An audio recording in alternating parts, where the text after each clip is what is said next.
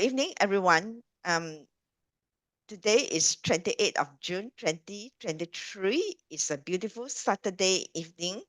The weather has been very warm for the past few days.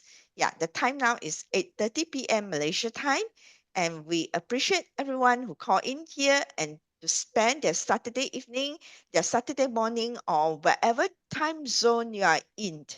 Okay, so today we will go through the July 2025 forecast on month of exhaustions. This platform is actually, we apply both Chinese astrology trend research to focus on trend research together to focus on economy, financial, geopolitical events for you to understand the current climate and to make better investment decision. Okay, we have started this platform like more than 3 years ago.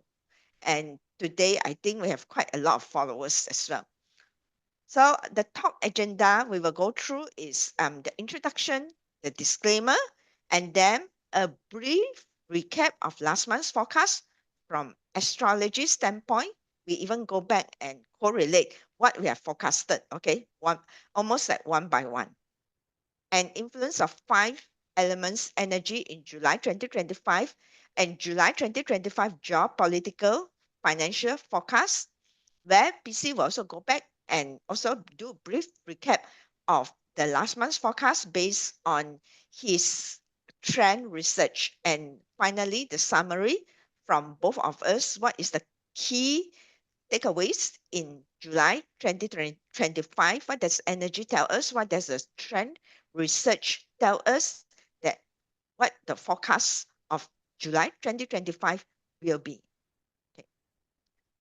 A little bit of disclaimer. So that the content here is purely based on our studies on global trend and also in relationship to 5 elements in Chinese astrology, where you can use as a guideline. I will study and I will put in the Chinese astrology parts on the forecast. For those that are new to Chinese astrology, you can always explore my YouTube channel to understand, how Chinese astrology can use as a forecasting tools for global trends. And for PC side, he will also correlate the Chinese astrology that I've studied together with his global trend research to focus on what will be the future trend. So we would like to caution everyone here to be, to be careful on your investment. Do your own research on the company that you want to invest. We will not give any stock advice for members. They can always, contact us through email or through Telegram channel. I think last month we have one member that asked a lot of questions regarding investment, right? In our exclusive member only Telegram channel. Okay, so we also analyze different regional economies such as US, Europe, and China. So please note that there will be inherent biases or differences from the regional perspective, and the observation is based on our study and the current economic trends, where we will go through, like PC, he will go through those headlines in the medias and also the KOLs as well, okay, to get a more impartial sort of conclusion. Then this does not reflect any absolute definitive judgments about any specific regions. That means we are impartial and we just talk about, what we see from the astrology studies and the global trend studies, okay? And yeah, another thing about AI policy, because I saw a lot of people trying to put in, like AI bots, AI companion, even through Zoom and all these things. I think for me, I'm very strict. Okay. If you want to put in, you have to ask the permission first and ask us, why? Because this current talk is recorded. It will be released in the YouTube channel for 2 weeks later. Or actually, you can be a member and get early access to it. Okay. Yeah. So for those who are new to to us, we are actually, both of us are actually, um, this is our passion that we do, research based on Chinese astrologies and trends to research about global trends. We have published books like Unlock Your Wealth Potential. Okay, is actually available in the online, and also it's also available internationally. Later on I will drop the link if for those who are interested, that we have forecasted. We released this book in 2023, right? BC. Yeah, Yes. 2023. And I think most of the prediction or the forecast we done has already come true. Okay, those that read the book also have reaped the reward that we have put in. I think most of almost 90%, like gold, we talked about gold 2 years ago, it has already gone up significantly. Okay. Yeah. This is one of the example only. Okay. So let's recap on month June 2025. What I have talked about from the astrology standpoint, that matter will be severely counter, means that due to lack of storage, so there will be like transformation, financial system, and the metal also gain some attention, heightened of respiratory related illness, then plotting of social unrest. Then there will be obvious, social and government, social unrest that government is trying to control, like what is happening now in US. Okay, later on we look at the headlines. Okay, and also intense, because this year all the focus on 2025 is really on US. There's a lot of happenings, and then intense heat waves that is reported, and volatility. Just now, like Augustine says, the market is up and down, and then it's like wind, no? Wind without anchor. We talked about that, right, last month. Okay, then activists and dissent will have persistent movement. Now it's building up momentums, and maybe it's leading to a reform, a revolution. Okay, the energy oil is getting attention because of the war in the Middle East now between Iran and um, this one Israel's conflict. Okay, so yeah, once again, I would like to be already almost in the second half of 2025, and I have already forecasted since December 2024, and also again in 18th of February in our annual Astrology and Global Trends talk. Now the talk is already available in our YouTube channel. You can go and check it out. So we have talked about, be careful that there will be, long vehicle problems. And I think lately we have seen a lot of long vehicles problems, right? It's also saddened me that this forecast has come true. This is something that I rather my forecast not to come true. Anyway, if you feel that it's not right, then you better do not travel. Like the recent Air India crash is one of them. Okay. And also a few incidents is reported even in Taiwan, Japan, and also in Hong Kong on, on LRT, MRT related cases, and a couple of buses and incidents as well. You can see here in US also the same thing. The truck, do you feel that the accidents related to bus and truck has been escalating lately? Can you tell me that?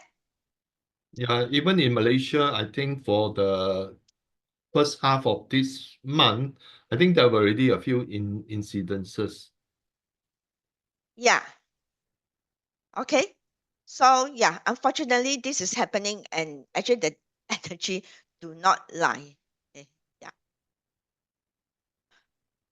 Yeah. Thanks, Jinon. How about the rest? You feel that is that true in US? There's a lot of truck related incidents. Those from US can can tell me. Yeah. Yeah. Thanks. Yeah. Unfortunately, this is what is happening. Okay. Yeah. Okay. Yeah. All these bars. Oh. Okay, so let's recap on the forecast of climate, heat wave, and winter. We have recently it's very warm, right, in Malaysia. I do not know in US. Do you have heat wave? How about in Australia? Is there any? Australia now should be winter, right? Yeah. So we also, I think we have wildfires like in the headlines, and also in Europe and China is record-breaking heat. China can be terrible in July, especially in Shanghai area. Oh, snow in Australia. Okay, thanks. Yeah, one part will be snow, the other part will be this one. And then we also have lots of social unrest all over, especially in US, unfortunately. Like in California, okay, and in I think there's a lot of activists against Trump's policies, and also protesters and parades in June as well. And there even in Europe, there's also protesters of over tourism. Yeah. So these are the things that's happening. And then the digital currency is quietly taking over the global financial system that we can see. And also the energy, the oil is getting a lot of attention. In fact, the price now is like, is like up again. Okay.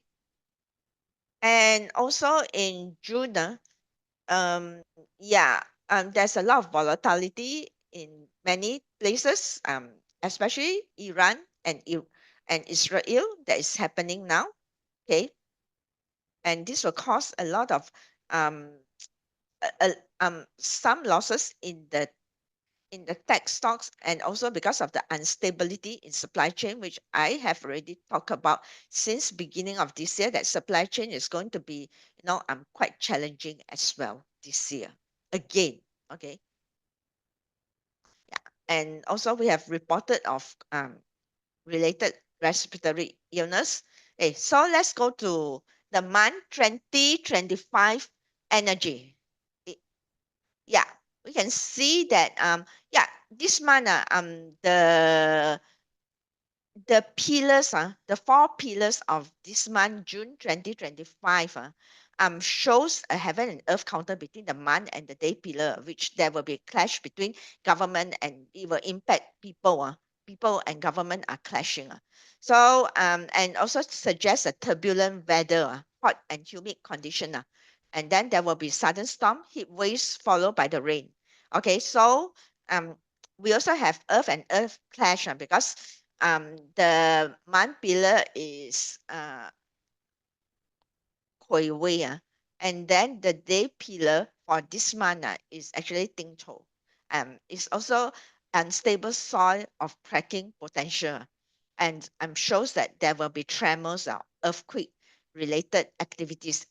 Okay, and there will be frictions between global powers that might increase, maybe in maritime territories, and then some like cyber security or data flow, and over-regulated of water industries, maybe the maritime industries, because of this um, friction and clashes, and also the earth industries, the property market, and with sluggish growth and also shifting investment, that people prefer more safe investment. Okay, so it's very difficult for this month. I think the general public will find it quite a difficult month, because on one side is combining, the other side is clashing. So it's not an easy month. I can see that for July 2025 energy.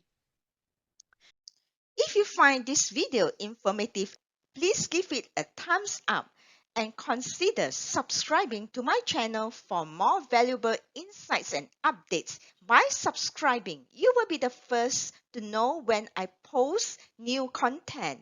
Okay, the hexagram is also not very good. It's exhaustion. Means it's trap. It's actually the metal here. Okay. This is leg. Okay, and it's in the metal palace. This is a 对卦. Okay, and also this is a 坎卦 in north. So it's like metal over water. So it's a trap where the tight conditions will prevail globally. Shows slow liquidity, resource scarcity, as I talk about, and also government will face public discontent, internal strain, just per the four pillar that we talk about the bouts of July, and society might experience emotional, psychological fatigue. Okay, and investors prefer something that is more stable. Okay, and there will be some, like, that will be all those global corporations that we have will be tested. Okay, some countries, they, like, form alliances or this, so we will see that they will be tested, under the stress of demand energy and the global uncertainty and crisis that is bringing about with, or even the supply chain is having crisis. Okay, so this is the month hexagram. um this is something that I think has been, who knows about this? The future I saw is very greatly publicized in internet, right? Anyone? Nobody know. I can skip this page already if no I interest. heard about it. Okay, how about the rest? Yeah, thanks, Chan. No. Okay, how about the rest?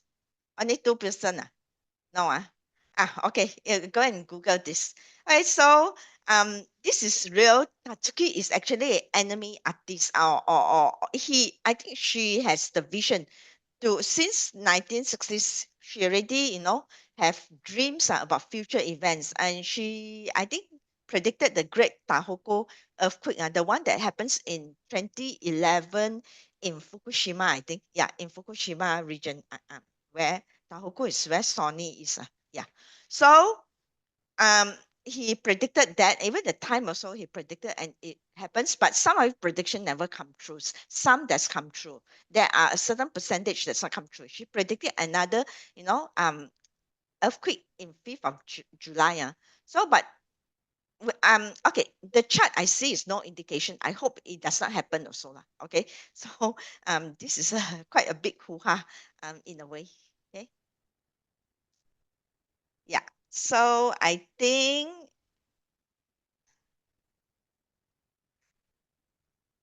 yeah. Okay, so I think that's it from my side. PC, uh, would like to hand over to you. You can share your slide. Okay. I can stop sharing now. Yeah, let's go over to PCs and look at, how his global trend is aligning to the astrology forecast. Go ahead, PC. Okay. So let me enlarge the screen.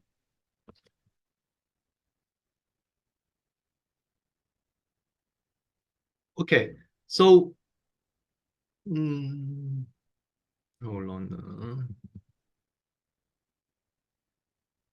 Wait. What happened? You need to unhide certain slides. I think that's you go back to the this one mode. You go back to the slide mode, the normal slide mode, and then I think there's certain slides that are hidden, so you need to unhide it. Okay, then okay, you left click your mouse onto the slides there, yeah, and then unhide. Yeah, unhide, go down, yes, that's right. Okay, ready? No need to hide slides. Okay, down there, another one. Okay. You see all those that, this one. Okay. Yeah. Okay, got it. Yeah, I think I Okay. accident. Yeah, go ahead. PC. Hmm. I need to go back to. Oh, because those are hidden. Yeah, yeah, that's right. I think the template I give you the time, I have sort of hidden some of the slides, so you need to unhide the slide. Don't hide. You hide, cannot already.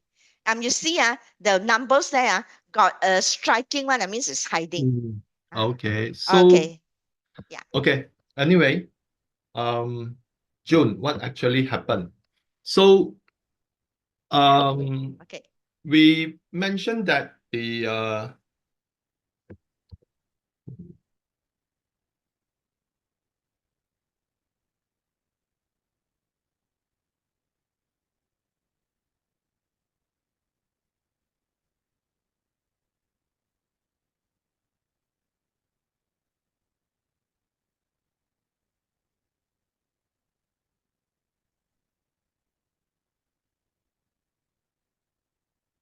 Anything? You already unhide everything. It's okay already, PC. No, I can't find the unhide. Left click, then. No, no, no. You already unhide. It's okay already. It's already displayed out in the slideshow already. Okay. No, because that's okay, okay. Yeah, everything is already in Okay, order. all Yeah. right. Okay, okay. So we mentioned that the You can put it to full screen already. It will appear in the slideshow. If you hide, then it will not appear in the slideshow. okay, Yeah, okay. okay, I need to move the slide. Mm. All right, right now it's in order. Oh, okay. So we mentioned that the US banks were actually having a lot of unrealized losses, and the pressure would mount on the US treasuries. So the stock market will be very will tend to be uh very volatile, but actually it did not happen. In fact, the S&P as of 23rd June rose 1.91%, and right now it is at all-time high. So what actually happened that didn't cause that uh, problem with the US Treasury? Because as early as January, the US Treasury yields were actually quite high. So therefore, we expected that there could be some market turmoil due to the substantial volume of US Treasuries destined to be auctioned in June amid the pressure on the US Treasuries. So it did not happen, but instead the yields actually came down. Then some exploration, it was discovered that the US Treasury Department has been keeping a lid on the yields. And in June, the US Treasury Department bought 20 billion of US Treasuries. So it's like the US Treasury Department right now issue bonds to buy back bonds. Okay, so it sounds a bit ridiculous. Okay, but this is what they are doing, okay, to keep a lid on the US Treasury yield so that it does not create panic in the market. So, and UK being the a follower of the US has now become the second largest holder of US Treasuries after Japan. And this, according to Luke Groman, suggested that there could be a swap facility between the UK and the US, okay, where the BOE and Fed have a special arrangement. So that is why, in exchange for that, the UK is supporting the US Treasury. So with the UK coming in as the second largest holder, putting China into third position, it creates also a demand for treasury. So it actually keep the lead on the US Treasury as well. So if you look at the US Treasury yields, especially the 10-year yield, it actually has been falling down since reaching 4.5% during the early part of June. And right now it is hovering at around 4.27%. So that goes to show that a lot of plumbing activities are being made to ensure that there is no market panic with the yields rising to cause distortion in the bond market. So we want that a reverse yen carry trade should the BOJ hike interest rate. So it did not happen, and instead, it chose to slow the pace of reduction in its bond purchases next year. So the BOJ is actually is in a so-called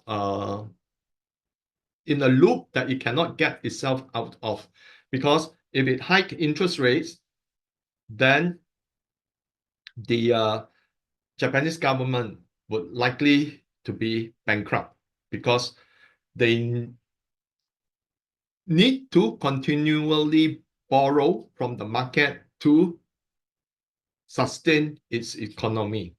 And the other thing is that inflation in Japan is very high, okay? And if let's say they do not wish to hike interest rate to control inflation, then inflation would actually go up. So that's the problem the BOJ now faces. Okay, and they need to continue to buy bonds so that the bond yields continue to be depressed. Otherwise, the Japanese government would need to pay a much higher uh, interest on the bonds that it issue. So the yen, should the yen weaken further, then what you can see that inflation would actually rise. So here, the yen weakened, falling from 143.95 yen to 145.38 month to date as of 24th of June to the US dollar. And what happened is that Japan right now is facing a rice crisis. Rice has become so expensive that they need to ration rice. And because the yen is cheap and the BOJ is not hiking, it creates another opportunity for investors to pile in even more money for the yen carry trade. Because originally they were very fearful that the Bank of Japan might hike interest rate and the yen actually appreciate, and then they need to unwind their yen carry trade. But because it did not happen, the investors are emboldened, so they borrow on the cheap again and leverage on the borrowing and start investing in other markets. And this could be one of the reasons why uh, you know attention were given to the US market. And because of that, the S&P actually moved up higher. So the BOJ continues to support the US government by buying its bonds, while Japan's CPI stands at 3.4%, and rise in the country reached a new record high on 17 June. So that goes to show that the Japanese government is, to a certain extent, beholden to the US government, okay, that they must continue to support the bond so that um, otherwise they are fearful for the repercussion that the US might inflict on Japan. Because although Japan is actually more inclined to support the US, and even though the US actually inflicted tremendous damage on the Japanese economy during the Plaza Accord in 1989 or 1990, that burst the Japanese stock market bubble, burst its real estate bubble. And since then, Japan's real estate uh, market has been in a state of deflation for more than 3 years.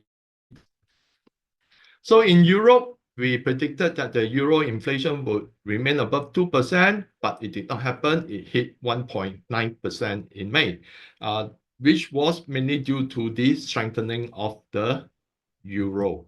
So where we got right, we mentioned that the US could weigh several methods to reduce the pressure on US treasuries, one of which is to promote the use of stablecoins. So on 18 June, US Senate passed the Genius Act, establishing the first federal framework for US dollar-pegged stablecoin, granting sweeping authority to the Department of Treasury and opened the door to banks, fintechs, and retailers.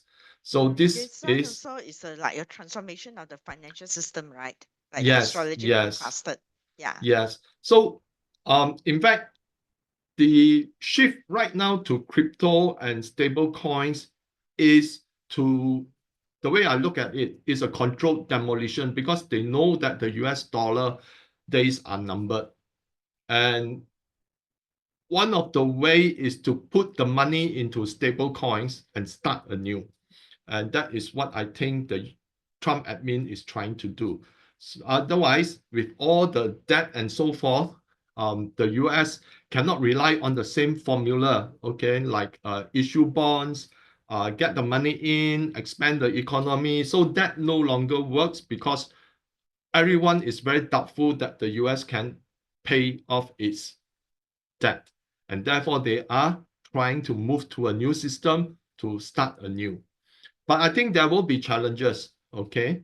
And US inflation remained above 2% at 2.4% year on year in May, above 2.3% in April.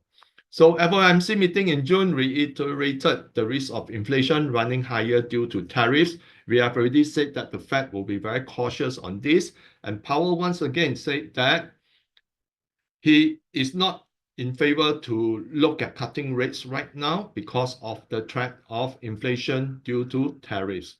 So we want that the rising debt and delinquency will impact consumption. So retail sales in May fell 0.9% month on month, and April was revised lower from 0.1% to negative 0.1%. So with April and May being in negative, this could impact the Q2 GDP. And the potential for a stagflation is becoming more pronounced. Like yesterday, the PCE came out, PCE report came out. What we have is that personal spending actually came down and personal income actually came down. And whereas core PCE actually has risen. So that goes to show that we are in a stage where we are nearing towards a stagflation. And the only thing that have not really burst open is the unemployment. Now, if let's say unemployment starts to rise, then that means that it's more or less confirmed we are in a stagflation. So we This is mentioned that, also, yeah, this is yeah, also aligned with astrology forecast. Not my forecast alone. There's many famous astrologist forecast that has forecasted stagflation also. yeah. Yeah. So we mentioned that June will be bullish for precious metals and commodities, especially oil. So as of 24th of June, gold gained 1.91% month to date. Silver gained 9.33%, oil gained 10.31%, GDX, gold minus ETF gained 4.86%, SIL, silver minus ETF gained 11.45%, ExxonMobil gained 9.23%. So we also mentioned that uranium could also gain, and month to date, uranium has risen 8.02% from $71.79 per pound to $77.55 per pound. So in terms of the whatever that was mentioned, okay, we have seen the results. Of course, during the closure of this month, we see that the bullion banks were very active, hammering the price of gold down, mainly because um, as of last week, the bullion banks are sitting in a net loss position of close to $68 billion, if I'm not wrong, in net short position losses. So it's actually a paper loss. But then with July 1st, the Basel III rule will actually apply, whereby gold will be treated as a tier 1 asset for US banks. And on top of that, they need their derivatives would need to be financed by 85%. So I believe that the bullion banks are trying very desperately to lower down their net short position, because otherwise, come July 1st, they'll be in a pain, in a world of pain, okay, because they need to finance their short positions. And that is why we see that they are very actively hammering gold. And silver wasn't, although they try to hammer silver down in terms of price, but silver has been very resilient because there's a lot of production shortfall while demand is very high. And silver is not considered a tier 1 asset, so their immediate attention was actually onto gold, not so much onto silver. But we will see whether on July 1st there will be a change in the price of gold. And in Europe, as predicted, the euro and Great Britain pound strengthened against the US dollar. As of 24th of June, the US dollar weakened 0.0261 against the euro and weakened 0.0136 against the GBP. Inflation in the UK remained above 2% at 3.4% in May. Due to difference between human rights and politics, there's still no trade deal between EU and China. The EU and US have yet to work out a trade deal, signaling that challenges will remain. We highlighted last month that whatever the Trump admin tried to say about trade deals, there's not going to be any trade deal. Likewise, in the case of Europe and China, because of differences between human rights and politics. And as predicted, Germany, France, and UK are still seeing contraction in their manufacturing. So China, where we got right, retail sales roared back strongly, rising 6.4% in May due to the ongoing trade-in program and 618 sale. Industrial production rose 5.8% year-on-year, and expected China trade surplus widened in May, reaching $103 billion, exceeding expectations, and the previous month's surplus of $96.18 billion. So even though there's tariffs and all those, China has been very resilient because their export to ASEAN and Latin America actually surged ahead despite the tariffs, which the US imposed on China. We warned that China real estate market will remain sluggish, and recent indicators show that after some green shoots of recovery, it has failed to take off, suggesting that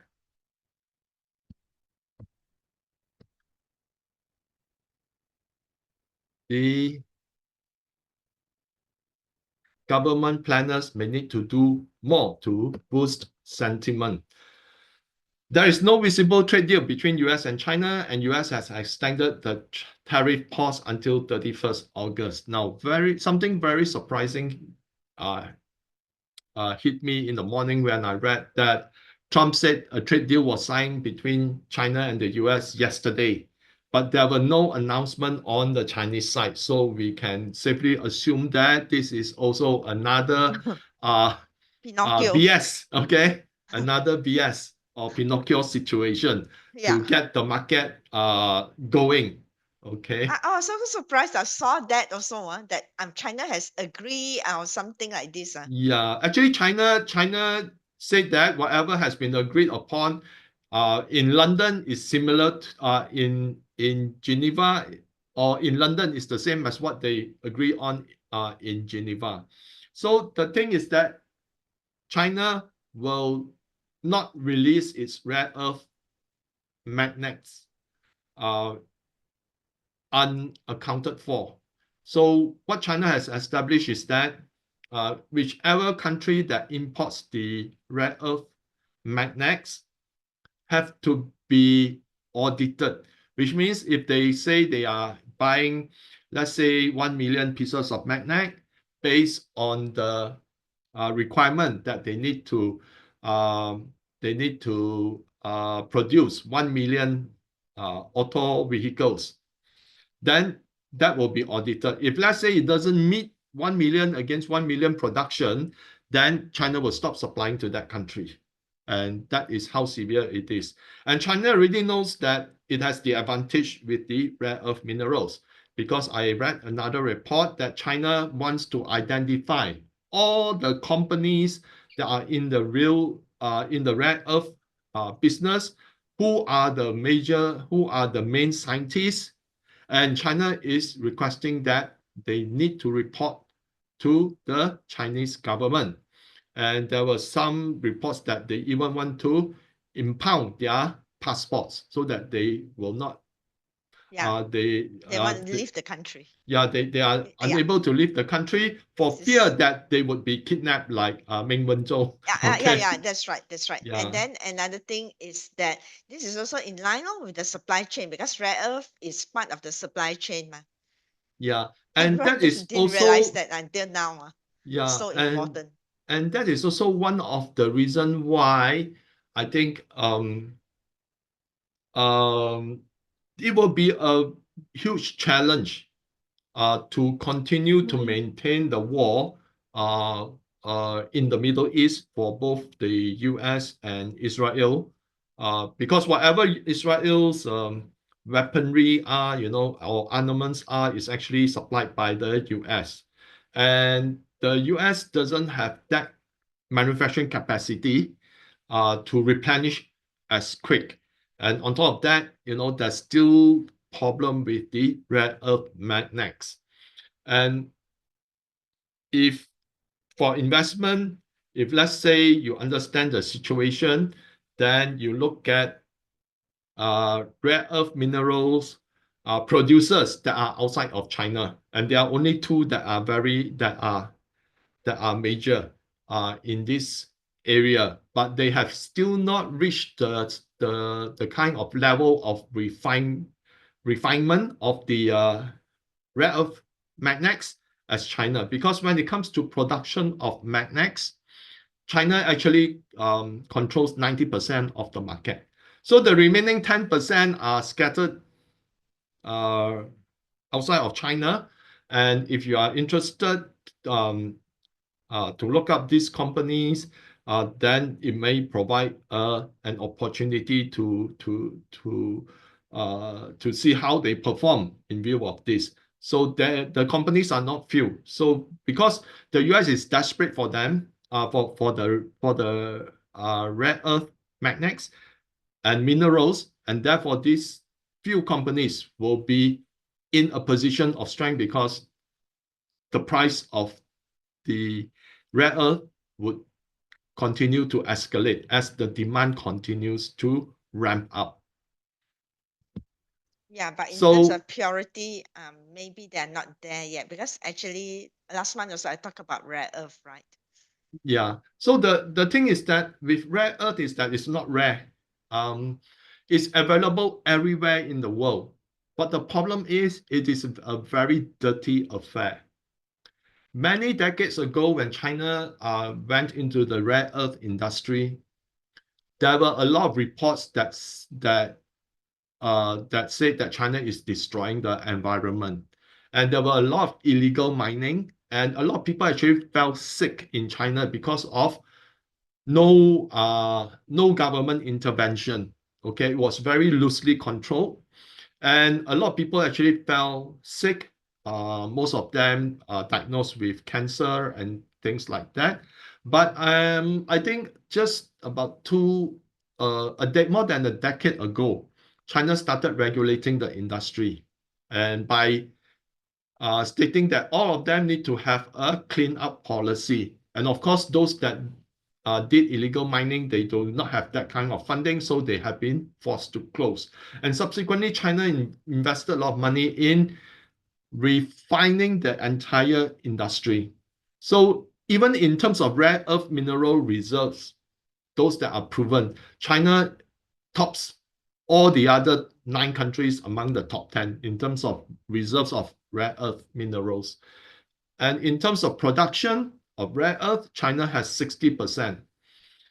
And out of the 60%, and out of the entire rare earth production, in terms of refining into magnets, China controls 90%. In a world where market trends are as mysterious as the stars, investors seek clarity beyond the chaos. Meet Evelyn Tan, a Chinese astrologist, and her co-founder, Wong, an investment guru, where ancient wisdom meets modern market trend research. Experience investment forecasting refined by Chinese astrology. Join top investors who trust their precise insights for their most crucial decisions. Ready to transform your investments? Join now for exclusive insights and forecasts brought to you by Astrology and Global Trends. So that's why it's very difficult for other countries to go into, because China already has spent so many billions of dollars to build up the entire value chain, okay, of the rare earth minerals. They are right from the mining to the end product. So it has, other countries, if they want to throw in, they need to throw in many billions more. And that is why it's going to be very difficult for the US to actually reach the kind of stage that China has already achieved. Anyway, back to the US economic indicators, CPI rose 0.1% month-on-month in May. Year-on-year, it grew 2.4%, up from 2.3% in April. Core CPI rose 0.1% month-on-month in May. Year-on-year, it rose 2.8%, unchanged from April. PPI rose 0.1% month-on-month in May. Year-on-year, it gained 2.6%, up from 2.4% in April, which was revised. Retail sales fell 0.9% month-on-month in May. Year-on-year, it gained 3.3%, down from 5.2% in April. Net retail sales less CPI was 0.9%. So you can see that last month we said that delinquencies are actually rising in the US, in auto loans, in student loans, and in credit card debt. So that is why I think we have been talking about this for quite some months already, saying that the more that the consumer leverage, the more that they will actually find themselves in trouble. And not only in auto loan, credit card debt, or student loan, right now the buy now, pay later delinquency level is rising also. So that means that the consumer are actually strapped themselves into a difficult situation. So industrial production fell 0.2% month-on-month in May. Year-on-year, it rose 0.6%, down from 1.5% in April. So you can see that there's a trend of decline in the US economic indicators. The NAHB index came in at 32 in June, down from 34 in May. Housing starts plunged 9.8% month-on-month in May, while housing permits fell 2%. New home sales plunged 13.7% month-on-month in May. Year-on-year, it fell 6.3%. Existing home sales rose 0.8% month-on-month in May. Year-on-year, it fell 0.8%. You remember that Evelyn said that July could spell some trouble for the real estate. So right now in the US, we are seeing more of this decline, especially the NAHB, which is actually the National Home Builders Index, National Association of Home Builders Index at 32, is already deep contraction because only 50 and above is considered an expansion.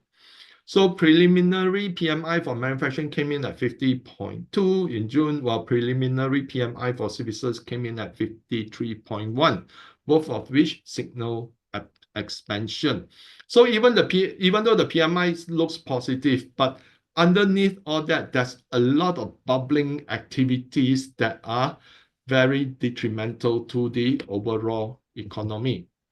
And the Conference Board Leading Economic Index, or LEI, for US ticked down 0.1% in May, after declining by 1.4% in April, which was revised downward from -1% originally. So the LEI has fallen by 2.7% in the 6-month period ending May 2025, a much faster rate of decline than the 1.4% contraction over the previous 6 months. So you can see that it ticked up and then right now it's falling again. So whenever it goes up and comes down again, these are the things that we need to look at. This was in 2008.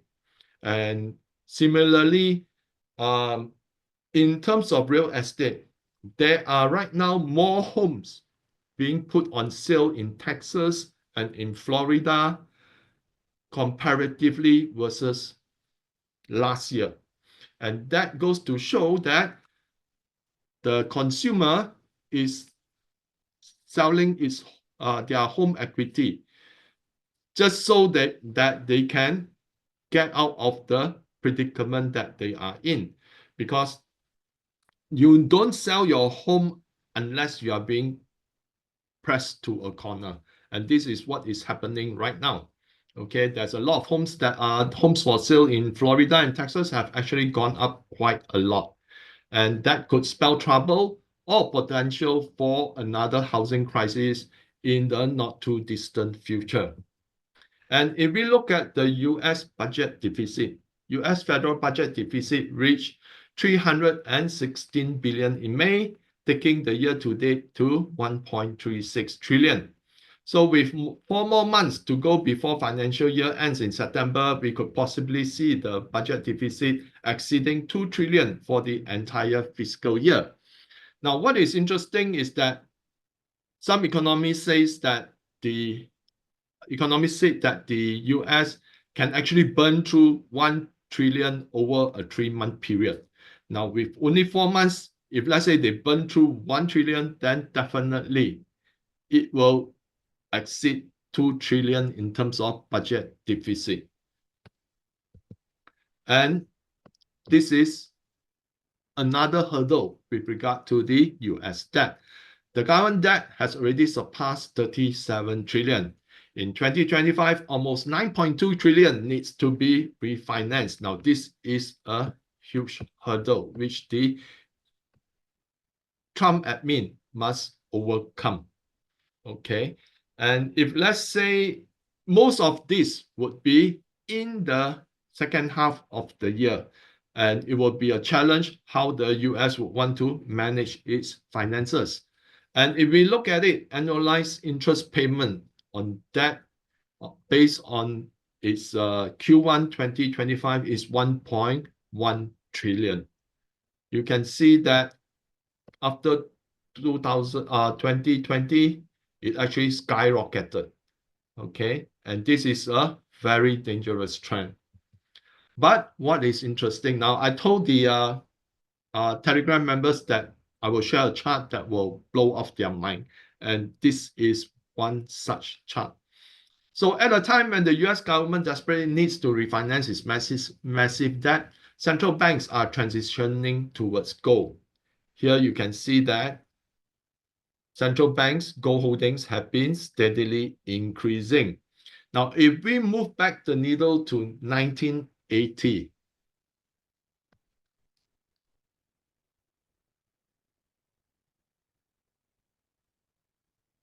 which is here, central banks held 73% of gold versus international reserves. Right now, we are at around 20% thereabouts. Now, should central banks, because of the unsustainability of the debt, the devaluation of fiat currency,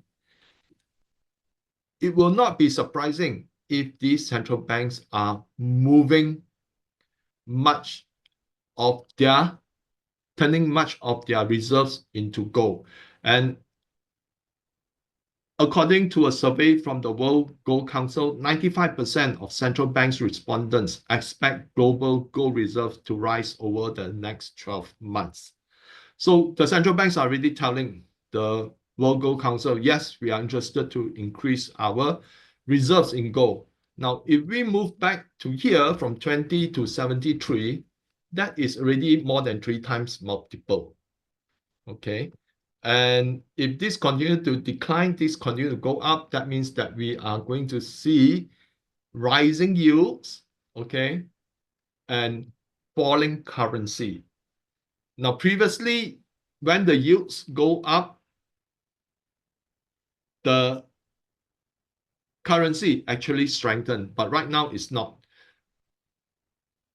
Why is this happening? Because people they no longer have faith in the currency.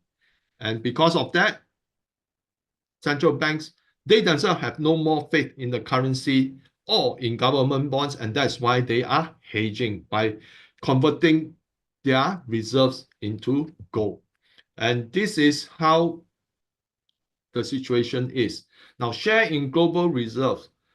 For US dollar in 2017, it reached a high of above 58%.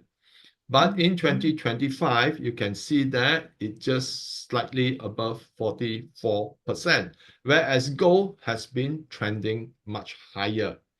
So this goes to show that excessive US debt is driving global south to gold. More countries will shun the US dollar. Barring any unforeseen circumstances, US banks must comply to Basel Rule 3 with regard to gold as a Tier 1 asset with effect from 1st of July 2025. Now, the surprise will be the Fed suddenly will say that we decide to postpone the implementation.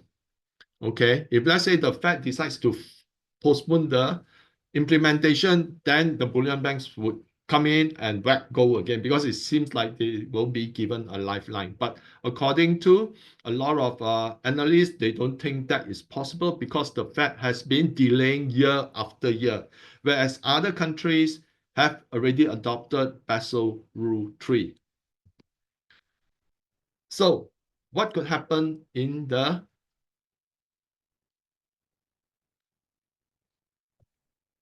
Okay, I need to change this to July.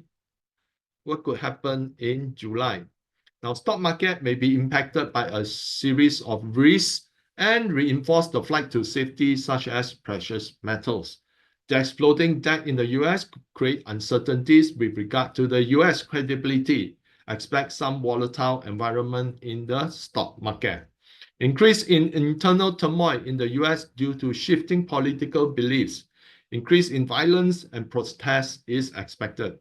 Now, the big question is whether the 10% tariff will apply to the rest of the world in July. Judging by the lack of deals, an angry Trump may force its implementation to spike the rest, because he seems, Japan has already turned down the discussion with US because they don't want to follow the US instruction to spend more on defense buying American weapons. And I believe South Korea have also declined, to negotiate on the trade deal. So all these are big economies, and Trump may see this as a loss of face, and he may be implementing very harshly. Just yesterday, Canada says that they are not going to negotiate, and they will actually tax US services sector, because actually US services sector has about 1 trillion in trade surplus against the world. But Trump only treats the trade deficit in goods as a reason for his tariffs. So right now, countries are targeting the US service sector. And because of that, Trump will retaliate. There will be a lack of progress in trade talks with China, especially with regard to rare earth magnets and minerals. We already discussed this. Downbeat economic news may take the limelight. Q2 GDP will likely fall below Atlanta's Fed's GDP now of forecast of 2.9%, pressuring the Trump admin further. So the US Q1 GDP came in at negative 0.5%. So I think Q2 would be a challenge, because just now, as I've shown, the US trade deficit have increased. Okay, just like yesterday, the trade deficit in goods actually expanded to, I think, if I'm not wrong, more than 100 billion versus the previous month of less than 100 billion. So if you look at GDP, it's actually consumption, investment, and government spending plus trade surplus. US won't have a trade surplus. Okay, it's going to be trade.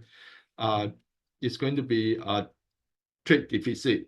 So we know that consumption is going to go down because retail sales for April and May is negative. Private investment have yet to be seen. Okay, the government spending yet to be seen, because I think they are still being tied up with trying to pass the big beautiful bill. Okay, whereas trade deficit has already expanded. So it will be a tough nut to crack, okay, in trying to achieve a very high GDP figure for Q2. So if we look at Europe, Euro area CPI came in at 1.9% year-on-year in May, down from 2.2% in April. UK CPI came in at 3.4% year-on-year in May, down from 3.5% in April. Euro retail sales rose 2.3% year-on-year in April, up from 1.5% in March. Now, probably this is being driven because the ECB has cut interest rates. US retail sales, UK retail sales came in, fell, sorry, not rose.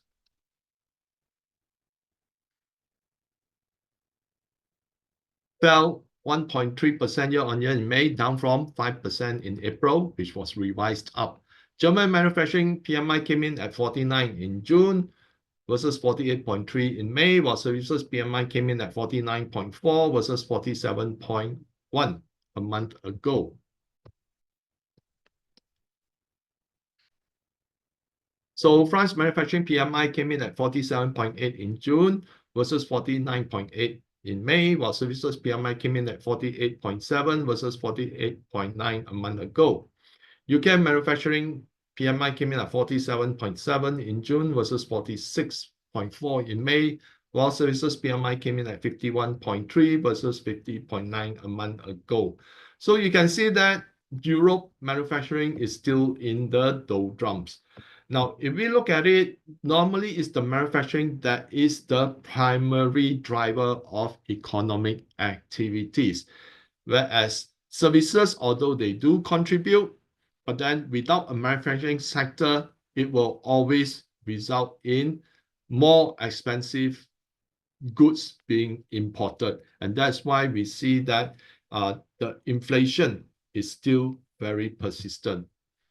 So the euro and Great Britain pound should further strengthen further against the US dollar if the Fed decides to cut. So earlier there were signs that the Fed may, one or two Fed was saying that, if inflation is down, maybe there's essence for a cut. So if let's say the Fed cut, then definitely the euro and Great British pound would strengthen. And the euro especially may gain against US dollar after the report by Reuters, where it says that many central banks are planning to increase their exposure to gold, the euro, and China's yuan, while cutting back on the dollar, responding to geopolitical tensions, according to an upcoming report. So that means that, already central banks, they are not confident of holding US dollar. They are opting for the euro instead. So therefore, the euro may gain much further against the US dollar. And the strength of the euro could help reduce the inflationary pressure. So, however, UK inflation will remain high due to its weak industrial base. Its industrial production has been in negative territory for almost a year. Of the 12 months, only a single month registered growth. So what could happen to Europe in July? The EU could face 25% tariff on steel, aluminium, and auto in July in the absence of a trade deal. And the EU could hit similar tariff on US goods or take retaliatory measures against US services sector operating in the EU. That is in the event that there is no trade deal and Trump is insistent on the 25% tariff. Politics and human rights will haunt the EU from achieving a trade deal with China. This will continue to ding dong for quite some time. I don't think there will be any trade deal reached. Now, more demonstration and protests against the EU Parliament for its support for Israel, and similar protests and demonstration will be rife in the UK. And you can see that the Germany, as well as France and UK, has taken a very autocratic position against protesters. Okay, you say something in Germany, someone said something bad about the government, they came and arrest the person. Okay, and in UK, those people who broke into the military compound, they are now deemed as terrorists. So there's going to be a lot of all this happening, and as Evelyn predicted, so there'll be a lot of protests against government. There will be some could turn violent. We hope not, but the essence of it is that there's a lot of distrust against the governments in Europe. So this is on top of anti-immigration movements which are gathering pace across continental Europe. So they are protesting against the government. They are protesting against immigrants. So these are the recipe for disaster if the economy were to thrive. It will not happen because of the strife. So expect EU and UK manufacturing to be weak, thus Europe's Q2 GDP will see little growth. In fact, some months ago, we presented the chart on the 10-year of the UK, Germany, and France economy. We have shown that they are in a state of stagflation. So China economic indicator, CPI fell 0.1% year-on-year in May, unchanged from April. Core CPI rose 0.6% year-on-year in May, up from 0.5% in April. Now, a lot of mainstream news media would see that China's CPI is negative. They would say that China is in a deflationary trend that will be detrimental to its economy. I totally disagree with that because they have hidden agenda. Whatever that China does, it will always be at what cost? So if we look at it, if let's say China is in a deflation, then the core CPI will be positive. And the other thing, in a very low inflation or slightly negative inflation, what it does contribute to the economy is that it increases the purchasing power of the population. The other thing is that with the 0.1 negative in inflation, it actually helped the people having a much higher disposable income. So don't believe whatever is said on certain mainstream media, and let the other indicators be a judge of what's happening. PPI came in at negative 3.3% year-on-year in May, down from 2.7% in April. So as I mentioned many times, PPI continue to fall mainly because China is moving into high-tech manufacturing that to some major factories, they do not operate in they operate in a dark environment, thus saving more costs. And because it is fully integrated with AI, IoT, as well as robotics, the production per unit actually is reduced. So retail sales climbed 6.4% year-on-year in May, up from 5.1% in April. Again, if there is a deflation spiral, then the retail sales would not have climbed, okay? It must show a steep decline because people are not buying, therefore there's no inflation. And everyone try to induce buying. Retailers will try to induce buying by cutting price even deeper. And that's what you call a deflationary spiral. But if retail sales is climbing steadily and strongly at 6.4%, then this totally negates the argument that China is in a deflationary spiral. Industrial output rose 5.8% year-on-year in May, down from 6.1% in April. Industrial production has yet to take off, probably due to factories still holding substantial inventories.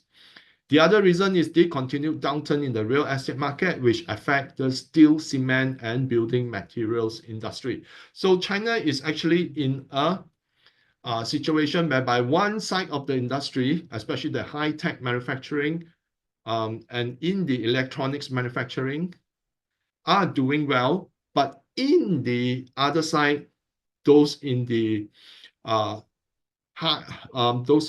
capital-intensive industry of building materials, steel, and cement are doing not as well or even poorly because of the downturn in the real estate. So if let's say at some time when both are able to grow, we could be seeing figures that will be close to double digit.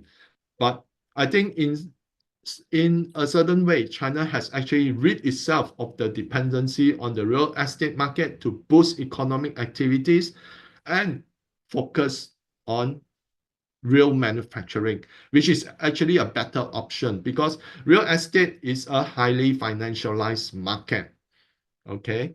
And it doesn't create as much impact as manufacturing because manufacturing not only create jobs, but it also expand the amount of goods that can be exported.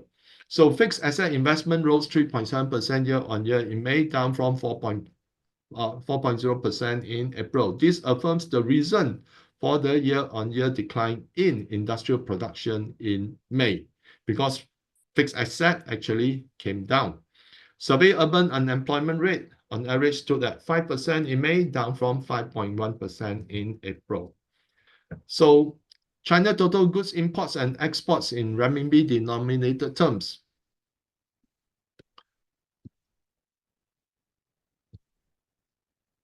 rose 17.94 trillion renminbi in the first 5 months of 2025, up 2.5% year on year. During the first 5 months of 2025, China export rose 7.2% year on year to 10.67 trillion, while imports fell 3.8% to 7.27 trillion, resulting in a surplus of 3.4 trillion. So you can see that China manufacturing is fast gaining pace to the extent that its imports is falling. So this actually means that China is continually moving towards self-sufficiency.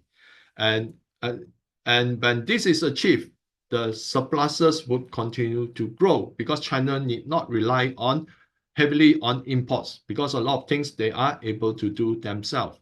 So in May alone, China total goods imports and exports in renminbi denominated terms rose 2.7% year on year. In May, goods exports rose 6.3%, while imports went down 2.1%.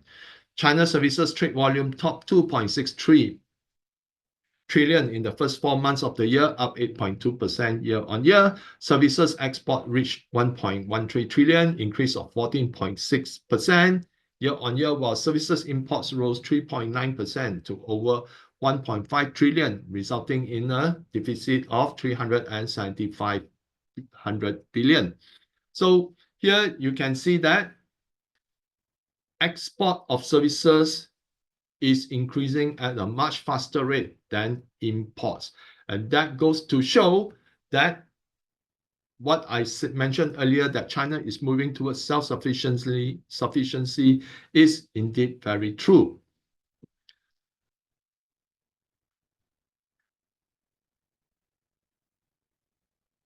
So in terms of real estate, China's home prices in 17 large medium-sized cities continued the downward trend in May.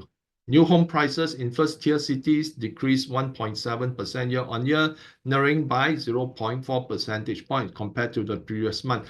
Although the decrease is narrowing, but it's still a decrease. And accumulated over the last few years, it has increased to close to 40% down. So in second and third tier cities, home prices fell 3.5% and 4.9% year on year, with drops narrowing by 0.4 percentage point and 0.5 percentage point respectively. Prices of second-hand homes in first-tier cities declined 2.7% year on year, a reduction of 0.5 percentage point from the previous month. Second and third tier cities reported year-on-year decreases in price of second-hand homes of 6.1% and 6.9%, with reductions narrowing 0.4 percentage point and 0.5 percentage point respectively. So in the end, I think we may not see positive growth for many more quarters to come, because the thing is that the decline is pretty steep still when you're talking about 3.5% down, 4.9% down, 6.1% down, and 6.1% down. So this goes to show that there is still a lot of people that are, they don't see the urgency to buy real estate like they did last time. mainly because most of them got burned. And because of that, people finally see that real estate is not, it's not for speculation. Okay, put it that way. And interestingly, I want to share, anyone heard about PopMart? Labubu? If yes, maybe you can just key in yes.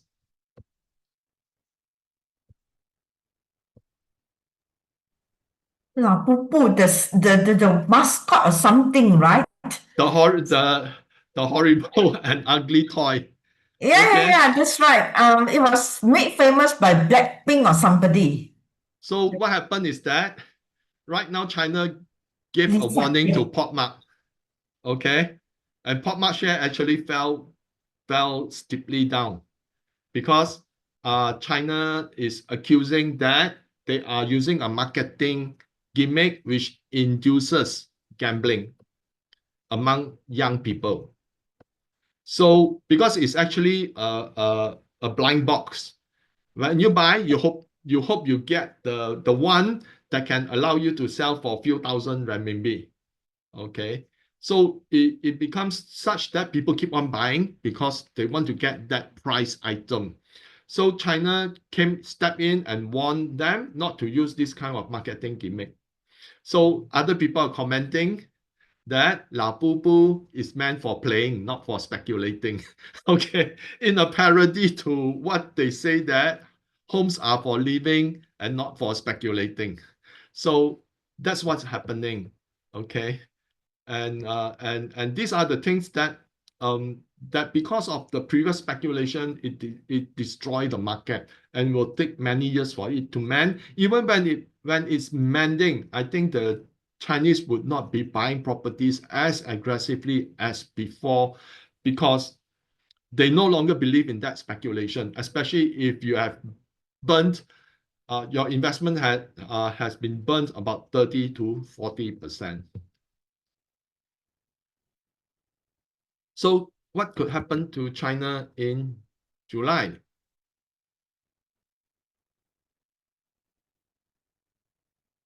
So China will likely report Q2 GDP that is in line, driven by strong fundamentals in consumption, industrial production, and exports. So these three will be the primary movers. Okay, industrial production, I think it should take up in June because of the huge order that they received when Trump decided to postpone the tariff, the 30% tariff on China. So I mean not postpone the 30%, put a pause that it will be only 30% and not extended much higher than that. So China inflation will remain low. There's no threat of deflation. This in fact helps in enhancing the population net disposable income, which will then contribute to more consumption. Despite Trump's announcement that he has signed a trade deal with China, there were no corresponding reports out of China. This signifies that there's no trade deal at all, and China remains adamant to its principles. And meanwhile, Bai Xiaojun, a precious metal analyst based in China, reported that the Shanghai Gold Exchange has established a physical gold delivery warehouse at China Bank Hong Kong branch in Hong Kong to promote the internationalization of the gold exchange. Now, this essentially means that the renminbi is now backed by gold because it's no longer in China. Right now it's going into Hong Kong, and there are a lot of news circulating that eventually there'll be one either in Malaysia or Singapore, one in Saudi Arabia, and one in Brazil. So China, that is why SGE, the Shanghai Gold Exchange, and the SGEI, Shanghai Gold Exchange International, will be the market to go to for gold, and not the COMEX or LBMA. They will actually take the lion's share if they start expanding across the region. Because in the Shanghai Gold Exchange, you may do trading on the futures, but when the futures is when the future expired, the person that underwrite the future must be able to let the person claim the physical gold. But in the COMEX, they will actually try to persuade the person not to take delivery by giving money to the person and requesting him to roll over to the next month, or paying him off fully. Or if the person wants to have a physical gold, they issue another derivative to the person in the form of exchange for physical, and then that exchange for physical is sent to London. So it is a very highly financialized and derivative-driven market where the LBMA and the COMEX is concerned. So Shanghai Gold Exchange is trying to corner the gold market, okay, in promoting physical delivery. So we could see similar actions taken in other countries outside of China, and this gradually will strengthen the renminbi. So in terms of geopolitics,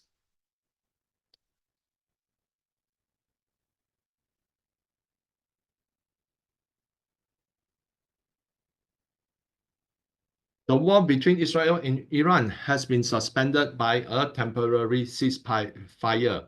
Now, this is to allow NATO aligned countries to continue supplies to Israel and allow Iran to strengthen its air defenses. So what news we have is that here, more military, US military assets deployed to support Israel, okay, after the ceasefire. And where Iran is concerned, Iran plans a massive deal, purchasing more than 40 Chinese Chengdu J-10C fighter jets to strengthen its air power.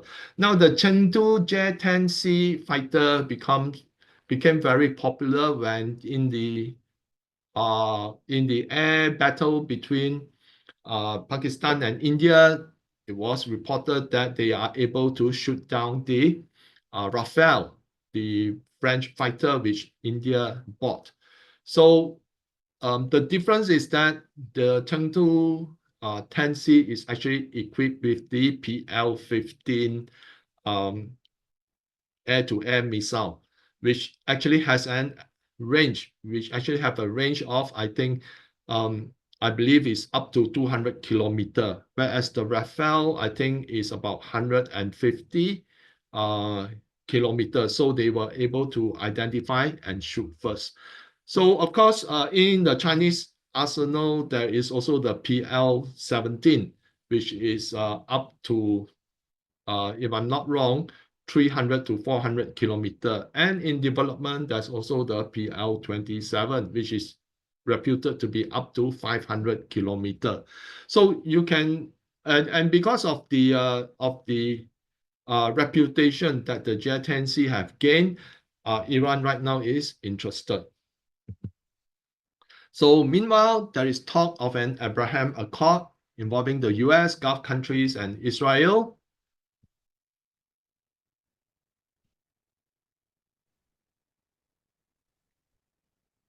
Where the Gulf countries will normalize relationship with Israel. Gazans will be the most vulnerable, and I believe Iran and Yemen, the Houthis, will be against this. So there is a meeting involving SCO countries in China, which could lead to more coordination in defenses and security issues. And the US just announced that Pakistan is developing a nuclear ICBM capable of reaching the US, and this alarmed India. But to believe that the ceasefire in the Middle East will last long is naive. Okay, and I just said, okay, Trump raised the prospect that the US could make another bombing run on Iran if, let's say, they do not submit to the UN inspectors to see to monitor their uranium enrichment. And the other thing is that Israel already announced that they are prepared to launch an attack on Iran to ensure that they have full dominance over the Iranian airspace. So to the US, Iran is a stumbling block. If Iran falls, then Pakistan will be the next target. That is why US is trying to put Pakistan in a difficult position. Okay, this will open the underbelly of Russia and China's western flank for possible attack. So that is why there is an SCO meeting right now in China to discuss what is happening in the Middle East. The ceasefire won't be the last we hear about the conflict in the Middle East. And in Europe, Russia continues to gain the upper hand in the war in Ukraine as US focus on the Middle East. So, Evelyn, back to you. Okay. Yeah. Thanks, BC. Let me just share my screen again. Seems that we have a lot of alignment in our forecast also. Yeah. Yeah. Okay. Let me just share my screen.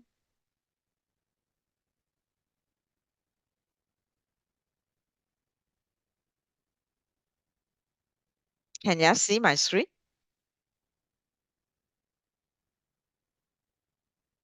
Yeah. If you can see my screen, give me a 1. Yeah. Okay. Thanks, Ricky. Okay. Yeah. So let's do a little bit of promotion first. Okay. We have already we already have our live class on period 9 course, accelerate your wealth, your wealth, actually your wealth grow in these 20 years, and especially the first 5 years. So we will, we have done the astrology and also PC, the global trends part, and the replay is actually available for you all. Okay, and we will give special rates for you all where you can harness the power of astrology and global trends to make an informed decision on your investment. Okay, and the key learning is that you will have a deep understanding how does Chinese astrology, the movement of the star itself, impacts on the economic trends, how gain insights on performance of various industries under the five elements, where PC has also delved into each of these company stocks that's under five elements, where we have specifically look into that and unlock your wealth potential through um, your life chart, your life birth chart, your the feng shui part, and also the manifestation part. So it will help you to align your energy towards gaining and intuition intelligence towards your investment. And with the research that we have done, so it will help you in that. This is what our participant has said. Those that attended live has says that it give a very clear stock selection guidance and helps to filter out the companies. In fact, some of the people that give this review are here tonight. Okay, they are here tonight. They are real. Okay, I think you know who you are. So you can help you to identify the trending sectors and stocks, and also you will gain insight, full financial analysis such as PEG, PE ratio, stock portfolio building, okay, and powerful blend of Chinese metaphysics with market forecast itself that helps even individual to align the personal energy with financial goals and the macro trends and sectors that what to expect, like the forecast on commodities and energies perfect is actually aligned perfectly with the current rallies that we are seeing on some of the commodities and also in goals as well. Is our course is always easy to follow and well structured because we I'm a professional trainer. I train corporate worlds. I train big multinational corporates, like Intel and Dell. Okay, so definitely the way I do things, the way I structure course is very well structured. And I've been a trainer since I think 2015. That is more than 10 years. Then we have confidence and this is to give you confidence in your investment decisions and directions. And also, some of us, some of the participants has put it that this is a must attend course if you are really serious about building your passive income portfolio through investment. Okay. So the rating is 4.9 to 5 that we got. So the course outline is that, I will introduce you to Chinese astrology, comparing the upcoming period 9 with the past, the performance of the 5 elements, the case studies that I do on sharing of the country leaders, look at their astrology chart, and some of the companies, I also translate them into astrology charts where I analyze and can helps you to make a decision on that. And also activating your wealth code through your life energy in period 9, that check your wealth chart, your birth chart, to see whether they're aligned to period 9.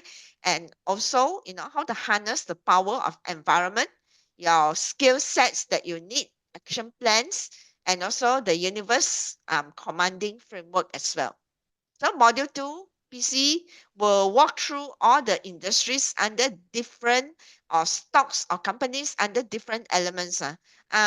We will also give you access to 2024 replay as well. That's how worth it is this program. Because some of the things that are in 2024, especially for PC's part, is not repeated in 2025.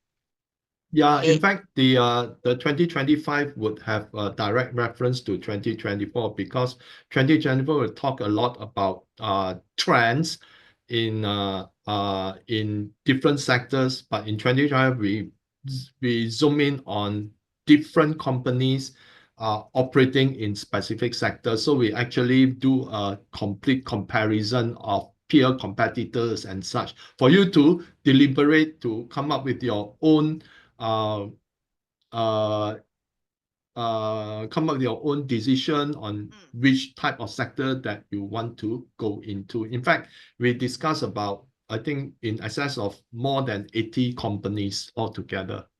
Yeah. It's just as a guidance for you. The decision is yours to make in the final this one.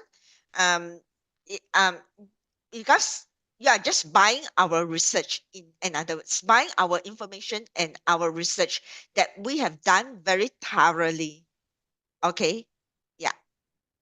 So we will not recommend on, I will give you, some of the guidance, what is the prosperous energy in period 9, but we will not tell you that what to buy and all these things. The decision is entirely yours with the information that we have given to you. Okay. Yeah. So if you are interested in this course, you can also join us as a comprehensive member. Is 128, and then for premium member is 238. Okay, for the year 2025.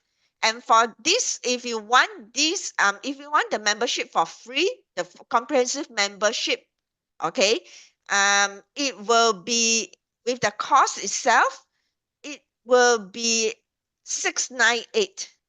You will get comprehensive membership, the replay of astrology and personal finance, that is worth 189. Free course, how to pick the growth stock, it is worth 299. And also the period 9 course of 2024 edition is 499. So if you just want this period 9 course alone, you can also do so. It's 548. Okay, so you can actually sign up through a form. I think PC, I send you the form link. Yes, Yeah, you can yes. drop it in the chat box, and then you can, if you are interested, you can sign up through this form for a replay. Okay, and you will also get, as a member, you will also get this book. Okay, and this is our track record that we have, since we started this platform. Everything we have not lead so far, I think 80%, I think about 90%, I would say that what we have spotted, that's also is in the trend up, and also is according to what we have forecasted as well. Some of these companies, I think Hong Kong Asia has already become Moon Inc. Incorporated. Yes, yes, yes. Moon Inc. Yeah, suddenly I saw Moon Inc. Mm. Then I know, yeah, this is they have already changed because of acquiring and all this. The other one also, I told you there are some, something behind the background. You send to me that I send you a forecast. Yeah, yeah. Yeah. Okay. Yeah. Okay, so yeah, let's make a quick summary. From my part, it will be like hot and storm prone, weather in the month of July. So potential earth related disasters. Hope that it will not happen. Increasing tension. Already seen, as PC has already stated, with limited resource. We talk about rare earth, in fact, last month also. And then since the very beginning, it's not now, we already talk about all these potentials in our 2025 forecast as well, early this year, even before it happened. Okay, so we are becoming like a master of forecaster. Okay, so highly volatility and bearish sentiment, and also financial system is under stress. So these are the summary of these things. The way I do astrology forecast is actually through through a very logic and systematic way, because I'm an engineer. I'm brought up in this way. Okay. My chart also has a lot of systematic component inside it. Okay. And also creative, because I have both ends, end to end. So I look at it from creative standpoints, and somehow or other, I'm also very intuitive. Okay. I refuse to acknowledge, even my AI also says that you are more intuitive than what you think you are. Okay, so yeah, so PC, over to you. Yeah. So, summary, US and Europe will see deterioration of their economy. Now, here I mentioned economy, not the stock market, yeah, because the stock market will continue to rise until it can't. Okay. It's like a And casino. yeah, so because right now, if you look at valuations, is way out already. And when you look at the Buffett indicator, it is way above his indicator. And even Buffett himself has already 300 plus billion dollars on the sideline. Okay. And I think that the economy will deteriorate, but then the stock market will refuse to go down because of optimism that there'll be rate cuts and so forth. Like Germany is already in recession, technical recession, but the stock market is near record high. And we have reached a situation whereby, we do not have a direct correlation between the economic performance of a country versus its stock market. And this could be a psychology factor, because when people lose confidence in the currency, like the US dollar is falling right now, people prefer to put their money in something that help them earn money. And that is why I believe that the stock market continue to go up. But as I mentioned, there'll be bouts of, it will be very jagged this time, because there's a wave of optimism and then bouts of doubts. And people sometimes wonder whether can the market continue. And that is why we will see a kind of saw teeth kind of performance in the stock market.